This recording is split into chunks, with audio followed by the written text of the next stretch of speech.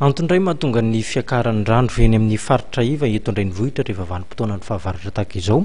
Ny fanorenana tsy ara-dalàna eny rehetra eny, ny toeram-ponenana misimisy aza moa no manangana trano anoloanan'ny lakan-drano na ihany koa eny ambonin'ireny toerana natokana ho an'ny mpandeha tongotra ireny, toy ity zava-mitranga eny Ampandrana ity.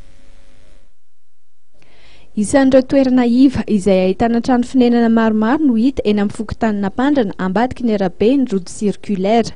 Misy amin'ireo trano manamorona ny arabe no naorina ary tsy nahazo fankatoavana ara-dalàna avy amin'ny fitantanana ny tanànan'Antananarivo. Raha araky ny nambaran'ireo tompony andraikitra eny anivon'ny komina moa dia tsy ahazo izany taratasy ara-dalàna izany mihitsy ireo mponina izay manorina ny tranony amin'ny fomba tsy manara-dalàna. Antony tokana izany dia ny fanorenana trano eo ambony lakan-drano. Manentsina ny lakan-drano araka izany fisian'ireo trano ireo eo ambon'ity lakan-drano ity izay tsy mahazaka ny vesatra apetraka eo amboniny. Miteraka fahoriana ho an'ireo mponina sasany ihany koa izany satria mifatratra eny amin'ny toeram-ponenan'izy ireo ny rano sy ny maloto.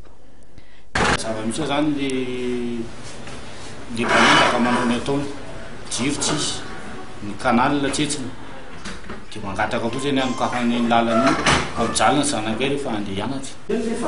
Mavahana zany le lalana midina be le ry satria eo daholo ny mpianatra mandeha dia rano be mihitsy eo. Indraindray ary le mpianatra misy menjera ery koa le tatezana ery aloha ery koa tapaka dia tsisy lalana mpianatra mahitsy mijaly be, tsy mety raha tsy tena ny mpianatra rehefa avy ny orana. Zany anokafana le lalana eny be le ry eny amin'ny pepe boribola ny kanal tsetitsetsina daholo amin'le dalina. Simba zany le lalana fa teo mantsy efa nisy lalana anamboarana fivondrona nefa mbola tsy mety dia mba mangataka izay anamboarana an'iny lalana iny. Le tsetrina le dalina satria le trano ambony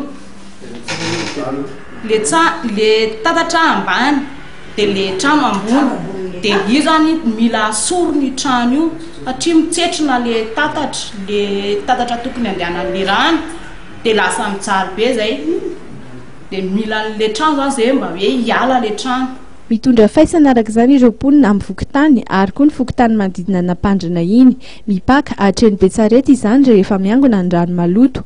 Efa nisy moa ny didy fandravana izay nomena ireo trano ka noho izany dia mitaky ny fampiarana ny lalàna ny mponina amin'ny fanalana ireo trano tsy ara-dalàna.